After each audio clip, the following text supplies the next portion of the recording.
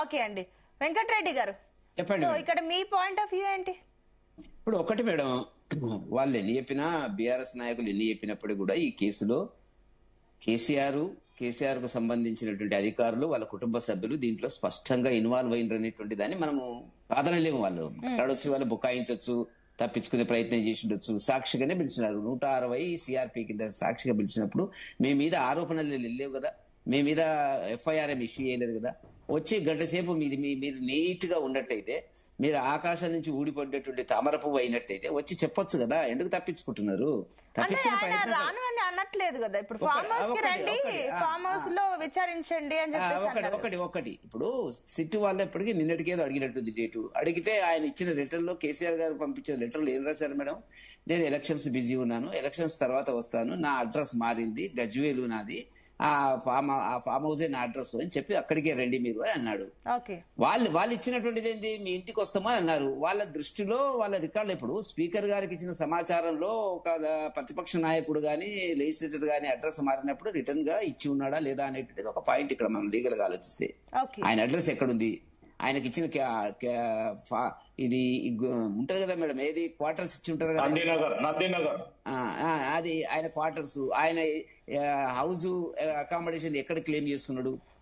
ఇప్పుడు ఉంటది కదా, ఆయనకి ఇల్లు లేదా? ఇప్పుడు అందరు ఎమ్మెల్యేలకు ఇచ్చినట్టు, మాజీ ముఖ్యమంత్రులకు ఇచ్చినట్టు, మంత్రులకు ఇచ్చినట్టుగా గవర్నమెంట్ క్వార్టర్స్ ఇస్తారు కదా మేడం. ఆ అడ్రస్ ఎక్కడుంది? ఫామ్ హౌస్ లో ఉందా?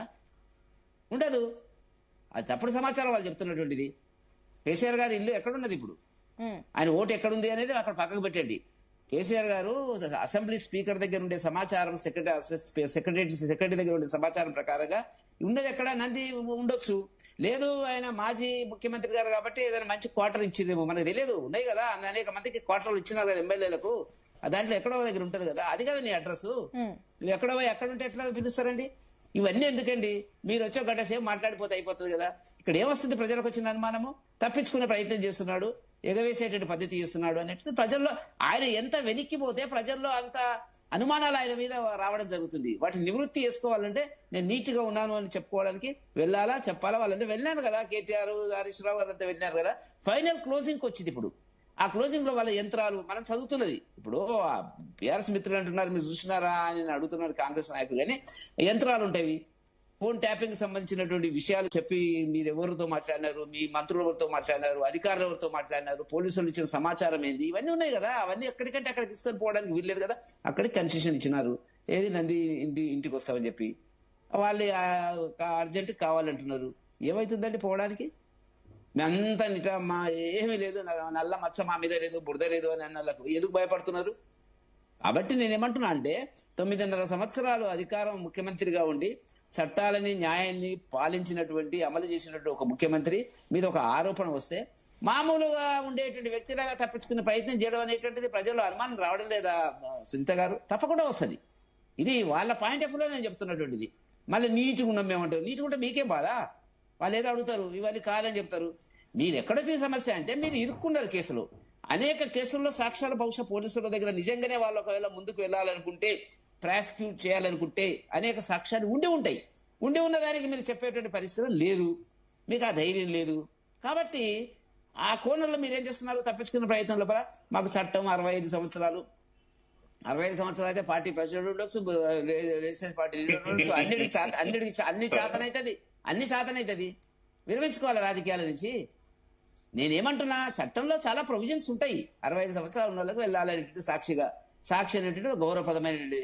మీరు అసలు దీనికే ఇంత భయపడితే, రేపేమన్నా ప్రూఫ్ అయితే దానికి ఎఫ్ఐఆర్ ఇష్యూ చేసి రమ్మంటే మీరే అప్పుడే సమాధానం చెప్తారు. కాబట్టి ఇవన్నీ కూడా అవాస్తవాలు. ప్రజలు నమ్మరు వీటిని. మనం చర్చ పెట్టొచ్చు, శివకుమార్ గారు మాట్లాడొచ్చు, బీఆర్ఎస్ నాయకులు మాట్లాడొచ్చు, నేను మాట్లాడొచ్చు. ప్రజలంటూ అందరికంటే గొప్పోళ్ళు, మేధావులు, ఆలోచన పరులు ప్రజలకు ఉండే అభిప్రాయం అనేటువంటిది ఉంది కాబట్టి ఇవి ఏవి లేకపోతే పక్కకు పెట్టిరండి. పార్లమెంట్ లో ఒక సీటు గెలవలేదండి వాళ్ళు. ప్రజలు ఇంత పెద్ద మంచి పాలన చేసినాము, ఉద్యమకారుడు, తెలంగాణ తెచ్చిండు అన్ని చెప్పి విన్న తర్వాతనే ప్రజలు 9.5 సంవత్సరాల తర్వాత ఎక్కడ కూర్చుండబెట్టాలో అక్కడ కూర్చుండబెట్టిండ్రు. అది అర్థం చేసుకోవాలి మొదలు. మీరు సొంతగా మీరు అడుగుతారు, మేము చెప్తాం సమాధానం, మా పద్ధతిలో మేము మాట్లాడతాం. కానీ ప్రజలంటూ అల్టిమేట్ గా జడ్జ్ చేసేవారండి ప్రజాస్వామ్యంలో. ఎందుకు గెలవలేదండి వాళ్ళు? ఎందుకు ఓడగొట్టినారండి? ఎందుకు ఎమ్మెల్సీ ఎలక్షన్స్ లో పోటీ చేసే ధైర్యం లేదని? కాబట్టి ప్రజలు ఇప్పుడు సర్పంచ్ ఎలక్షన్స్ ఇట్లా పక్క కట్టండి. ఇప్పుడు కూడా మున్సిపల్ ఎన్నికలు వస్తున్నాయి. ఎవరు ఏ పార్టీ ఎంత సత్తా అనేది చెప్తారు కదా. కాంగ్రెస్ ఏది, బీజేపీ ఏది, బీఆర్ఎస్ ఏది అని ప్రజలు నిర్ణయిస్తారండి. కాబట్టి ఒక సొంత కూతురు బయటకు వచ్చి మాట్లాడుతుంది వల్ల ఇంకా నమ్మకపోవడం ఏంటండి. అల్లుడి ఫోన్ ట్యాప్ చేసారు, నా ఫోన్ ట్యాప్ చేసినట్టు ఆమెను కూడా పిలవాలి. సిట్టి పిలిస్తేమో నాకు తెలియదు. పిలిచి అంత సమాచారాన్ని సేకరించాలా. సేకరించినటువంటి సమాచార కేంద్రంగా వాళ్ళు వరుసగా పట్టి ఒక పద్ధతిలో వస్తున్నారు. సహకరించాలి ముఖ్యమంత్రి గారు. ఏ ఆరోపణలు లేకపోతే ప్రజాస్వామ్యంలో అల్టిమేట్ గా ఆరోపణలను నివృత్తి చేసుకోవాల్సిన బాధ్యత. అంటే మీరు ఒక పాయింట్ అన్నారు వెంకటరెడ్డి గారు, ఇప్పుడు మున్సిపల్ ఎలక్షన్స్ ఇప్పుడు ఆల్రెడీ ఇప్పుడు ఉన్నాయి కాబట్టి ప్రజలు సమాధానం చెప్తారని చెప్పేసి అంటున్నారు. ఎట్లా వాళ్ళు చెప్తారు, కానీ మీ ఇప్పుడు ఈ వ్యవహారం బీజేపీ కలిసి వస్తుంది అనుకుంటున్నారా? తప్పకుండా. మేమేమంటున్నామంటే, మేమంటున్నది మేడం ఏంటంటే, కావాలని చెప్పి రెండు పార్టీలు ఒకటేమో విఫల ప్రయత్నం చేసి వైఫల్యాల ప్రభుత్వం పక్కకు కూర్చున్నది, ప్రజలు అక్కడ కూర్చుని పెట్టినారు బీఆర్ఎస్ పార్టీని. వీళ్ళు 2 సంవత్సరాలు కూడా ఏం చేయాలో అర్థమైతే లేదు. వాళ్ళేమో కనీసం 9 సంవత్సరాలనే లాగినరు. వీళ్ళు నెలకు 10,000 కోట్ల అప్పులు చేసుకుంటూ ఏం చేయాలని అర్థం కాక ఇప్పుడు నిన్న కూడా ఒక పెన్షనర్, ప్రభుత్వ పెన్షనర్ చనిపోవడం జరిగింది. ఇప్పటికి 40 మంది చనిపోయినారు. అంటే ఏ రకంగా ఆర్థిక సంక్షోభంలో ప్రభుత్వం ఏమనంటే వాళ్ళని చూపిస్తారు. వాళ్ళు చేసింది ఎంతో తప్పని చెప్పి మీరు అనేక సందర్భాల్లో చెప్పి మీరు వచ్చి మేమేం చేయలేకపోతున్నాం అనేటువంటిది ప్రజలకు ఆలోచన వచ్చింది. ప్రభుత్వం, ఈ ప్రభుత్వం, ఆ ప్రభుత్వం, గత ప్రభుత్వం కూడా ఈ పనికిరాని ప్రభుత్వాలు, ప్రజా వ్యతిరేక ప్రభుత్వాలు ఇచ్చిన హామీలను అమలుపరచవు అనేటువంటి అభిప్రాయానికి వచ్చిన తర్వాత తప్పకుండా ప్రజలు, పట్టణ ప్రజలు, మేధావులు, ఉద్యోగస్తులు, రిటైర్ అయినటువంటి వాళ్ళు, ఆలోచన పరులు భారతీయ జనతా పార్టీ వైపు